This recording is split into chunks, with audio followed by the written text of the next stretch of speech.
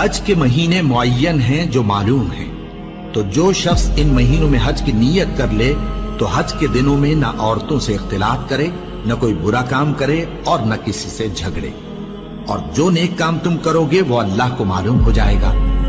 اور زاد راہ یعنی رستے کا خرچ ساتھ لے جاؤ، کیونکہ بہترین زاد راہ پرہیزگاری ہے۔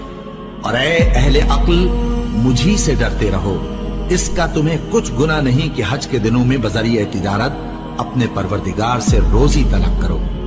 اور جب عرفات سے واپس ہونے لگو تو مشعر حرام یعنی مزدلفہ میں اللہ کا ذکر کرو، اور اس طرح ذکر کرو جس طرح اس نے تم کو سکھایا، اور اس سے پیشتر تم لوگ ان طریقوں سے محض ناواقف تھے۔